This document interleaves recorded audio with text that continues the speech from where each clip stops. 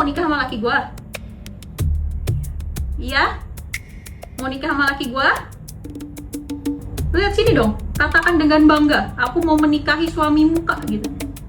Solusinya mungkin untuk teman-teman yang lagi ngalamin diselingkuhin, agar tidak lama melekat pada penderitaan itu. Karena selingkuh itu selalu dilakukan secara sadar loh mas.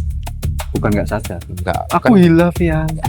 Halah. Jumpa lagi dengan saya Nurga dan Mas Reza nih.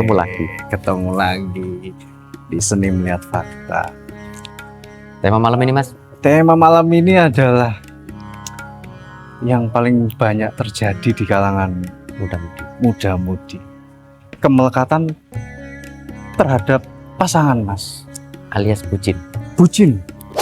Anak-anak muda yang baru-baru pacaran ya, itu sangat meratukan atau menspesialkan pasangan mereka. Jadi mereka itu nggak sadar secara subconscious itu sedang melekat. Jadi kalau di ajaran Buddha ada yang namanya anusaya. Anusaya itu adalah kemelekatan di alam bawah sadar. Itu dibagi beberapa kategori. Karena di sini Mas Nurga membahasnya tentang cinta, itu ada kecenderungan di bawah sadar yang memang tentang suatu kebodohan batin.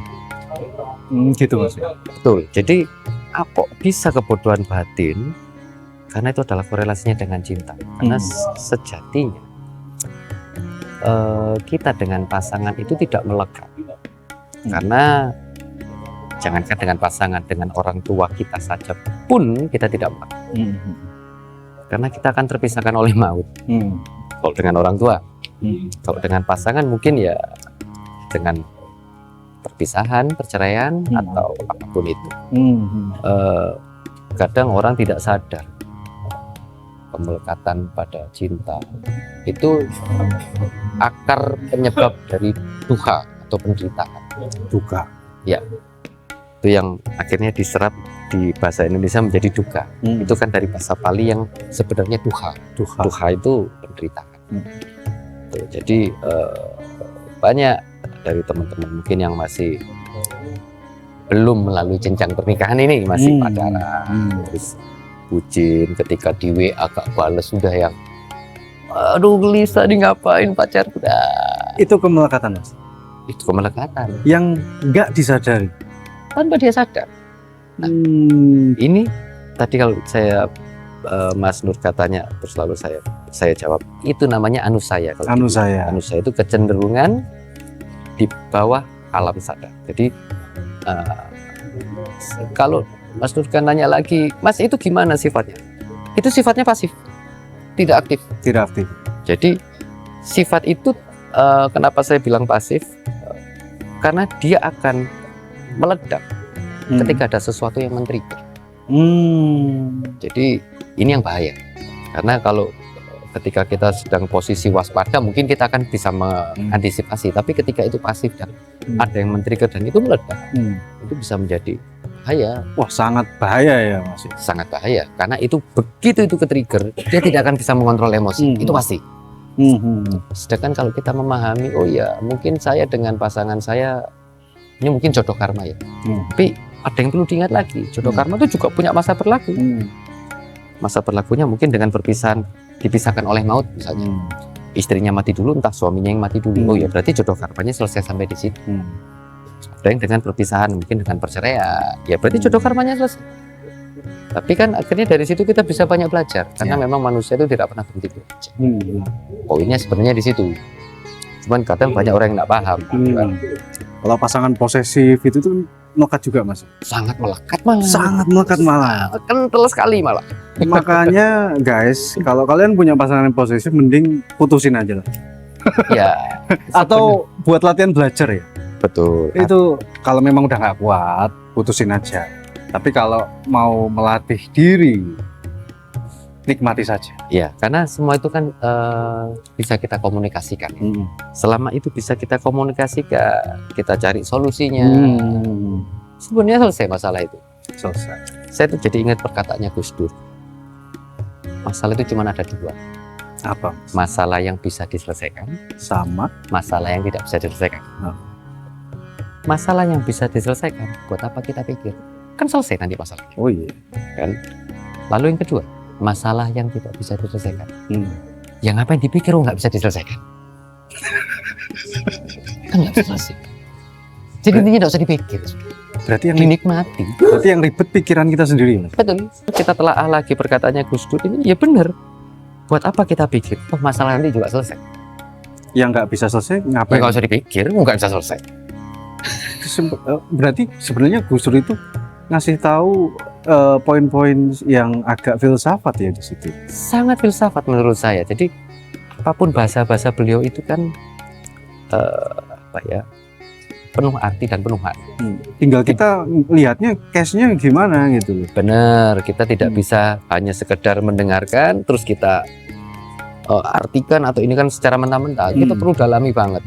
Karena dari setiap masalah, kayaknya kita pernah singgung masalah ini deh, Mas. Masalah itu akan menyelesaikan masalahnya sendiri. Kita tidak bisa menyelesaikan masalah. Lalu apa yang perlu kita lakukan? Kita menikmati proses. Betul.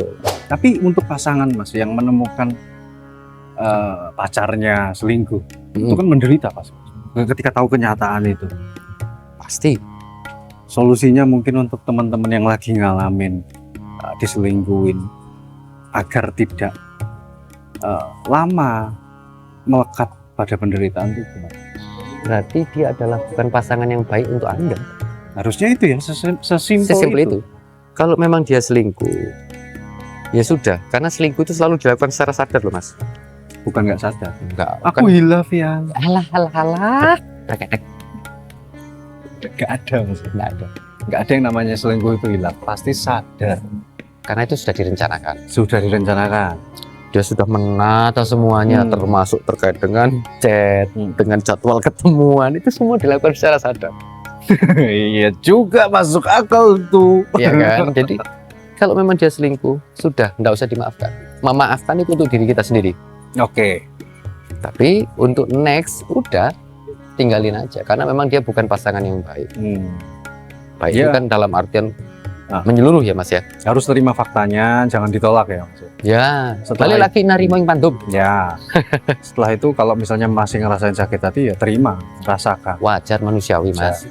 Mau nangis, mau apa-apa. Cuman cara membalas sakit hati yang paling baik itu adalah dengan kita terus mengupgrade diri. Yang seperti Mas Nur gak pernah bilang. Wah, ini keren nih.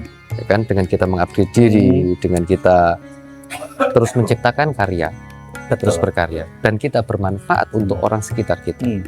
Itu adalah cara balas dendam yang paling baik. Nanti semesta ngatur loh. Betul.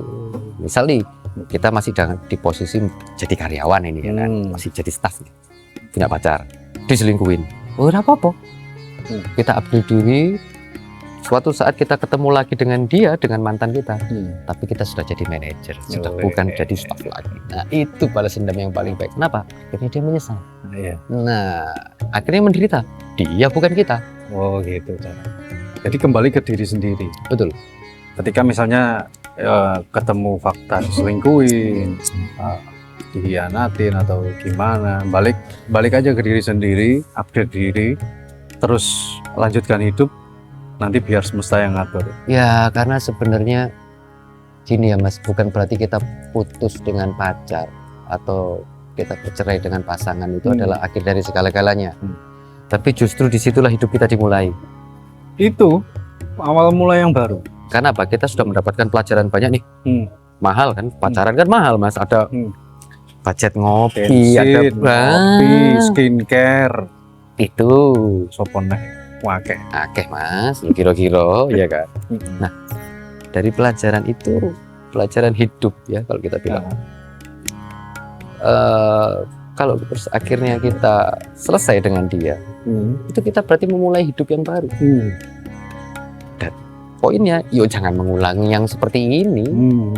Tapi kalau dia masih mencari karakter perempuan yang sama dengan mantannya, itu kalau apa ya, Mas ya? Ada yang belum selesai berarti dari diri.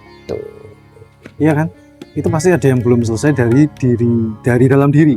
Nah, itu masih ada salah satu kategori kemelekatan lagi. Itu tuh. Pandangan yang salah. Bahaya itu bahaya. Jadi memang harus selesai Mas ya? Harus. Jadi memang kita harus mengenal kemelekatan di alam bawah sadar. Betul. Karena itu lebih bahaya. Apalagi gini mas, ini yang paling sering terjadi, pacaran ngeceki HP mas. Itu berarti tidak ada kepercayaan. Itu kan sebenarnya kemelekatan yang parah mas. Oke, jadi gini. Jadi gini. Ini akhirnya balik lagi ke tadi yang jenengan bilang masalah agri diri. Karena ini berhubungan, ada korelasinya dengan value. Value. Seseorang yang value-nya tinggi, tanpa jenengan larang, tanpa kita larang, dia tidak akan berselingkuh di belakang kita. Karena value-nya sudah tinggi. Tapi kalau orang yang value-nya masih rendah,